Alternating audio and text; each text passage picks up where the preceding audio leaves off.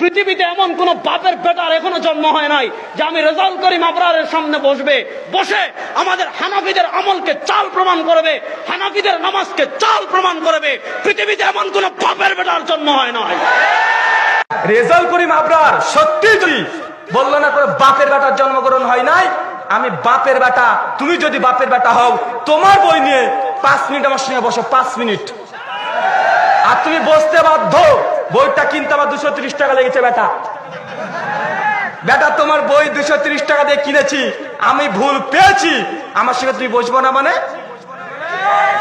টাকা ফেরত দাও, টাকা ফেরত তোমাকে দিতেই হবে, চিটিংবাজি চলবে না। একটা কথা আর একটা বলে দিই, এই বইটা রেজাউল করিম আবরারের 95 নম্বর পৃষ্ঠা। কত পৃষ্ঠা কথা বলেন? 95 নম্বর পৃষ্ঠা। দেখেন বইটা, আপনি কিভাবে নামাজ পড়বেন। আমি রেজাউল করিম আবরারকে এই জন্য বলি চিটিংবাজ। চিটিংবাজ এই জন্য, হাদিস নাকি মুজাফফর বিন হোসেন কাটছেট করে, আর এই চিটিংবাজ এমন কিছু হাদিস নিয়ে এসেছে যে হাদিসের গ্রন্থে নাই, কিন্তু রেফারেন্স দিয়ে রেখে দিয়েছে। একটা দৃষ্টান্ত দেব তার বই। আপনি কিভাবে নামাজ পড়বেন, যারা মিডিয়ার ভাইরা আছেন জুম করে নেন, বড় বড় করে জুম করেন তো ভাই, জুম করেন। আর আমি আগেই বলেছি দুই দিকে দিচ্ছি ভাই, দুই দিকে দেবো।